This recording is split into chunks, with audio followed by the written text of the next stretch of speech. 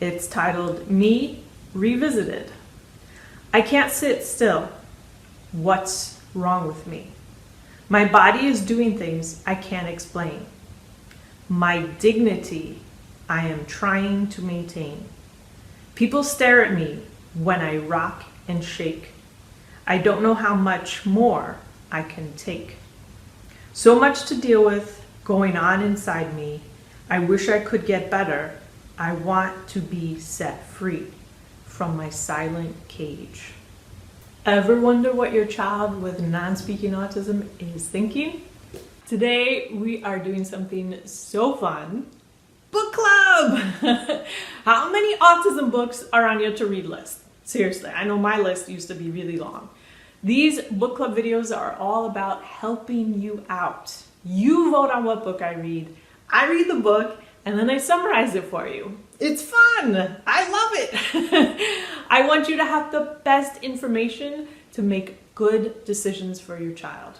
How can you have a say in what book I summarize? Join my email list. There's a link below. They get to vote every month on what book would be most helpful to have a summary and discussion about. So join us. There's a link below. Join my email list. And if you like these types of videos, please let me know in the comments. Also, please hit the like button and subscribe to my channel for the best science-based information about autism. Thank you for being here. And now, without further ado, this month's book club is I Am In Here by Elizabeth Bonker and Virginia Breen. Let's get into the book. All right, here's a poem that Elizabeth wrote. Now remember, Elizabeth can't speak. She wrote, I sometimes fear that people cannot understand that I hear. And I know that they don't believe I go to every extreme to try to express my need to talk. If only they could walk in my shoes, they would share my news. I am in here and trying to speak every day in some kind of way. So Elizabeth writes poetry that really expresses her thoughts, who she is. She can't speak, but she can type. And that's how she gets her thoughts out there.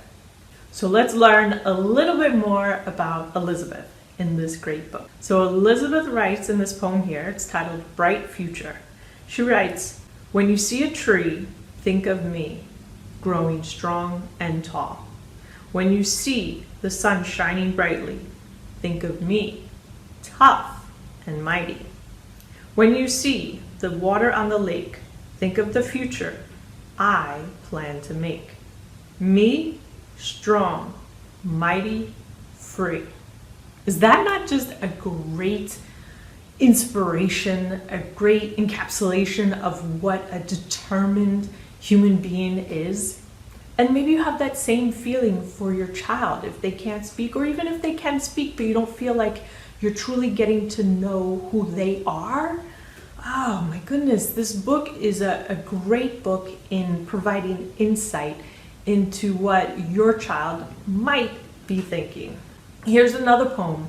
It's titled Me Revisited. I can't sit still. What's wrong with me? My body is doing things I can't explain. My dignity I am trying to maintain. People stare at me when I rock and shake. I don't know how much more I can take. So much to deal with going on inside me. I wish I could get better. I want to be set free from my silent cage.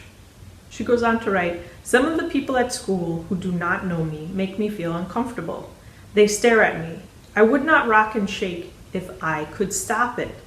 It just happens sometimes. I wish they could understand, but mostly I wish I could explain it to them. And you might be having this same experience with your child, how sometimes, I don't know, their body just does things and you're like, I don't understand it. Well, from Elizabeth's writing, she doesn't understand it either. She doesn't want it to happen. She's not trying to make it happen. She wishes it wasn't happening. And it just provides a little bit more insight, so hopefully you can have some more compassion. And in some ways, if you're doing something with someone and they have certain behaviors, if you can focus on what they're doing well, it definitely will go far, because they're not always trying to use behaviors to get out of things. Sometimes it's just really hard for them, in their words, to control their body to do what they want it to do. And I think it's important to have this insight from someone who can speak, who has autism, and wants to educate others as to what's going on with their body, what's going on with their mind, so that we can better help them. She wants help. She doesn't want her body to be out of control. Who does? So this is a really good insight if you have these similar questions about why your child is doing certain things. Some of it might be behavior related, right? Using behavior as a functional way to communicate. Sometimes their body, they just can't control the way they want to. But it's important to know that they want to. And it might be hard for you to know that specifically from your child if they haven't learned an efficient way to communicate yet. Here's another poem that Elizabeth wrote. Upset Today is the title. I get so angry and upset because my expectations are not met. I can't think of a better way to make you see what I want to say. I am always sorry later. Trust me when I say I would rather have a nice day. She wrote that at the age of 9. And she goes on to comment here that Upset Today was a poem that she wrote after she had an extremely bad day. And so here's a quote from her. I am not always able to show people how I am feeling. Sometimes I am not feeling well inside, or I have a hard time focusing. Sounds or smells that bother me do not seem to be noticed at all by others. I struggle to fit in and succeed most days, but like everyone else, I have a bad day every once in a while. And we all know that happens. Oh, bad days, so not fun. Not fun for anyone, not fun for the parent, for the teacher, for the child. It's good to have this insight though. And if you've ever wondered how much your child notices about you, right? Maybe you might feel, oh, they don't really notice me, they don't care about me, they may not be showing affection in certain particular ways. Let's read a little bit about this. So this is what Temple Grandin's mother wrote in her own book, and Elizabeth's mom is quoting it here. And so Temple Grandin's mom wrote, "The first truth I stumbled on all those years ago, if I didn't survive, Temple wouldn't survive." So Elizabeth's mother goes on to write that recently she had hurt her back quite bad. And this is her writing. "The only pain I can compare this to is the pain of childbirth. I think being forced to remain flat on my back for a month was God's way of telling me to slow down before I killed myself." And now here's a poem that Elizabeth wrote in response to seeing her mom in so much pain. It's titled Mom's Pain. God, help my mother. She is more dear to me than any other. She is in such pain. I know that it is hard for her to refrain from doing for us like she usually does. Let her know we are all okay and make her better. And Elizabeth wrote, "My mom hurt her back and I wanted her not to worry about me." How sweet is that?